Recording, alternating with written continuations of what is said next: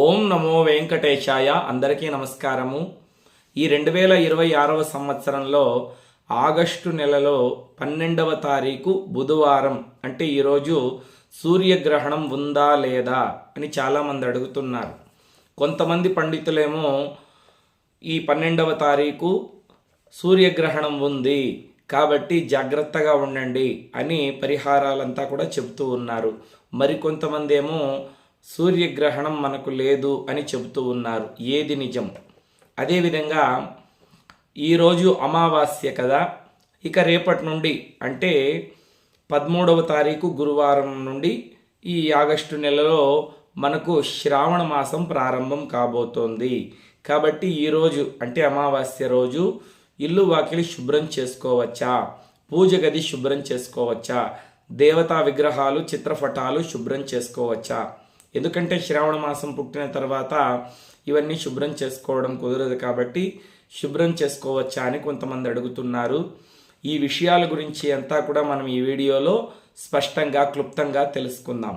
ఈ 2026వ సంవత్సరంలో ఆగస్టు నెలలో 12వ తారీఖు మరియు 28వ తారీఖు సూర్యగ్రహణం ఉంది అని చాలామంది ఈ యూట్యూబ్లో వ్యూస్ కోసం ఏదేదో పిచ్చి పిచ్చి పరిహారాలంతా కూడా చెప్తున్నారండి. అది పచ్చి అబద్ధం.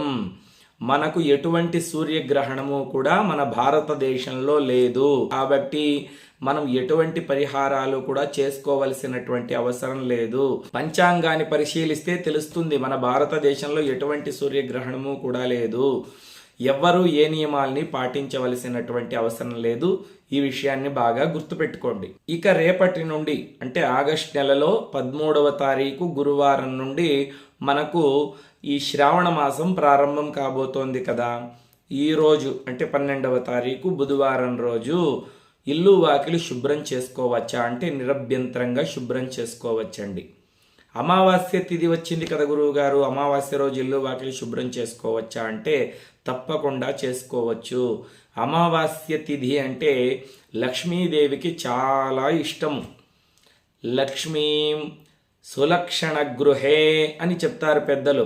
లక్ష్మీదేవి ఎక్కడ ఉంటుంది, ఏ ఇంట్లో ఉంటుంది అంటే ఏ ఇల్లు అయితే పరిశుభ్రంగా ఉంటుందో, ఏ ఇల్లు శుచి శుభ్రతతో ఉంటుందో ఆ ఇంట్లో లక్ష్మీదేవి స్థిర నివాసం ఉంటుంది. ఇంట్లో బూజు, ఎక్కడి చెత్త అక్కడే, ఎక్కడ విడిచిపెట్టిన బట్టలు మురికి బట్టలు అక్కడే గుట్టలు గుట్టలుగా పడి ఉంటే ఆ ఇంట్లో లక్ష్మీదేవి క్షణమాత్రం కూడా నిలవదు. కాబట్టి ఎలాగో రేపటి నుండి శ్రావణ మాసం ప్రారంభం కాబోతోంది కదా, లక్ష్మీదేవికి చాలా ఇష్టమైనటువంటి మాసము శ్రావణ మాసము. కాబట్టి ఈరోజు నిరభ్యంతరంగా ఇంట్లో బూజంతా కూడా దులిపేసుకోండి. చక్కగా పాత బట్టలు మురికి బట్టలు ఏవైనా కూడా ఉంటే బాగా ఉతికి ఆరబెట్టుకోండి. అమావాస్య రోజు బట్టలు ఉతకకూడదు అని కొంతమంది యూట్యూబ్లో చెప్తూ ఉంటారు. బట్టలు ఉతకడానికి అమావాస్య తిథికి ఎటువంటి సంబంధము లేదమ్మా.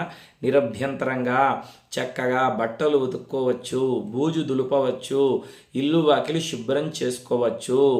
కాబట్టి సాయంత్రం 6 గంటల తర్వాత అంటే చీకటి పడిన తర్వాత బట్టలు ఉతకడం అంత మంచిది కాదు. ఇల్లు శుభ్రం చేయడం కూడా అంత మంచిది కాదు. సాయంత్రం చీకటి పడే లోపల మధ్యాహ్నం వేళలో మీరు చక్కగా బూజు దులుపుకొని ఇల్లు వాకిలి శుభ్రం చేసుకోవచ్చు. ఎందుకంటే ఇంక రేపటి నుండి శ్రావణ మాసం ప్రారంభం కాబోతోంది కదా.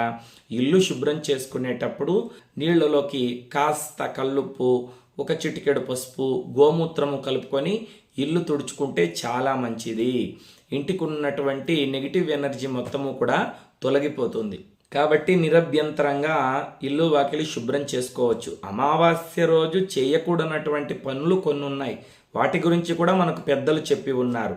అమావాస్య రోజు క్షవరం చేయించుకోకూడదు, జుట్టు కత్తిరించుకోవడం, మీసం గడ్డం కత్తిరించుకోవడం ఇటువంటి పనులు చేయకూడదు. గోర్లు కత్తిరించడం చేయకూడదు. దూర ప్రయాణాలు చేయకూడదు. ఎందుకంటే అమావాస్య రోజు నెగిటివ్ ఎనర్జీ బాగా ఉంటుంది కాబట్టి దూర ప్రయాణాలు చేయకూడదని మనకు పెద్దలు చెప్పి ఉన్నారు. గోర్లు కత్తిరించడం, వెంట్రుకలు కత్తిరించడం, దూర ప్రయాణాలు చేయడం ఇటువంటి పనులు చేయకూడదు అని చెప్పారు. కానీ ఇల్లు శుభ్రం చేసుకోకూడదు అని ఎక్కడా ఏ పురాణంలోనూ చెప్పలేదు. ముఖ్యంగా అమావాస్య రోజు లక్ష్మీనారాయణుల్ని పూజించినట్లయితే విశేషమైనటువంటి ఫలితం కలుగుతుంది.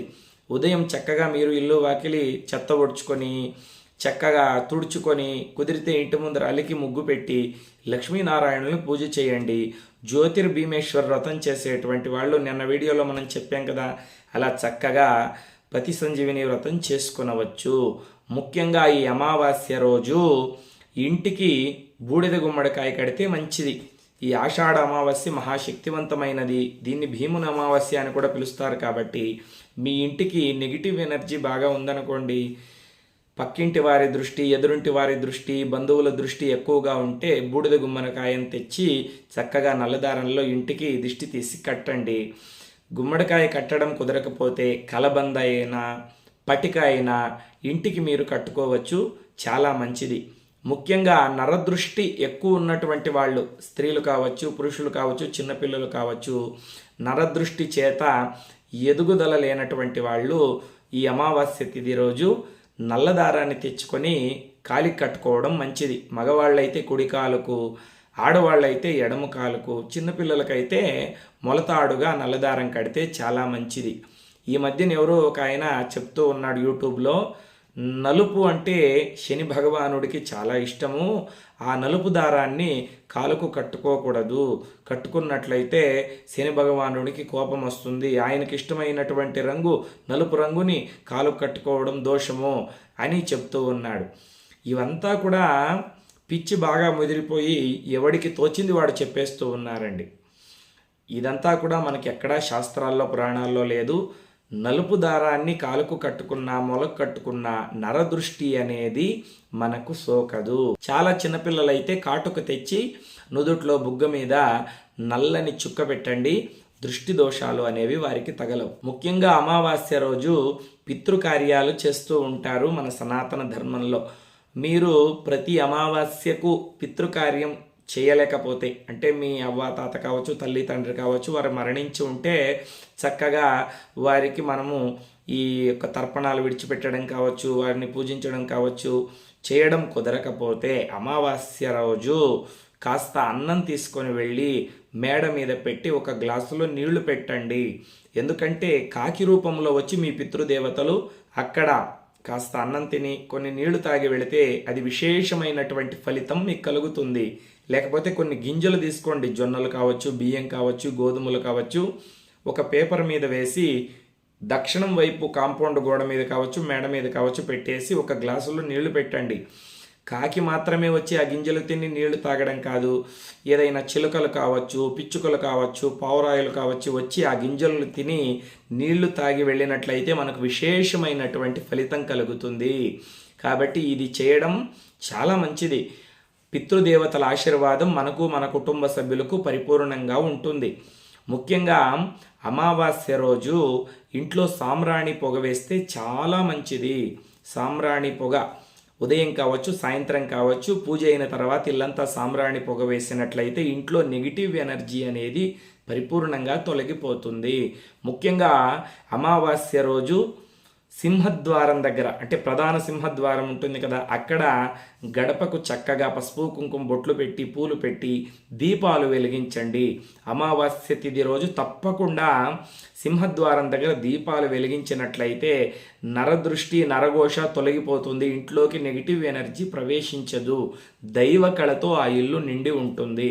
కాబట్టి సాయంకాలం వేళలో 2 మట్టి ప్రమిదలు కావచ్చు, లేదా ఇత్తడి ప్రమిదలు కావచ్చు తీసుకొని కాస్త నూనె పోసి దీపాలు వెలిగించండి, చాలా మంచిది. ముఖ్యంగా అమావాస్య తిథి నాడు సర్వదేవతా స్వరూపిణి అయినటువంటి గోమాతను పూజించినట్లయితే విశేషమైనటువంటి ఫలితం కలుగుతుంది, లక్ష్మీ అనుగ్రహం కలుగుతుంది. గోమాత శరీరంలో సకల దేవతలు కొలివితీరి ఉంటారు. కాబట్టి మనము అమావాస్య తిథి నాడు గోమాతకు ప్రదక్షిణ చేసిన, గోమాతకు నమస్కరించిన, గోమాతకు ఆహారం కాస్త గడ్డి వేసిన, కొన్ని నీళ్లు పెట్టిన, పూజ చేసిన మనకు సకల దేవతల అనుగ్రహము కలుగుతుంది. ఇది పరమసత్యం. ముఖ్యంగా మనకు ఈరోజు సూర్యగ్రహణం లేదు. బయట దేశాల్లో సూర్యగ్రహణం ఉంది. అయినా సూర్య భగవానుడికి గ్రహణం పడుతుంది. కాబట్టి కుదిరినటువంటి వాళ్ళు, అంటే సమయం ఉన్నటువంటి వాళ్ళు తప్పకుండా సూర్యదేవుడికి సంబంధించినటువంటి ఏదైనా స్తోత్రాల్ని చదువుకోండి. ఆదిత్య హృదయం కావచ్చు, సూర్యాష్టకం కావచ్చు, చదువుకోండి. లేకపోతే సప్తాశ్వరతమారూఢం ప్రచండం కశ్యపాత్మజం శ్వేతపద్మధరం దేవం తం సూర్యం ప్రణమామ్యహం అని చెప్పి ఆ సూర్య భగవానుడికి ఒక నమస్కారం చేసుకోండి. ఇక రేపటి నుండి శ్రావణ మాసం ప్రారంభం కాబోతోంది కాబట్టి శ్రావణ మాసంలో ఏ నియమాల్ని పాటించాలి, ఏ ఏ పనులను చేయాలి, ఏ ఏ పనులను చేయకూడదు, అదేవిధంగా లక్ష్మీదేవి యొక్క ఆరాధన ఎలా చేయాలో రేపటి వీడియోలో మనం తెలుసుకుందాము. మీకేమైనా అనుమానాలుంటే కామెంట్స్ ద్వారా అడగండి. తప్పకుండా మీ యొక్క అన్ని ప్రశ్నలకు సమాధానం చెప్పబడును. లోకా సమస్తా సుఖినో భవంతు. స్వస్తి.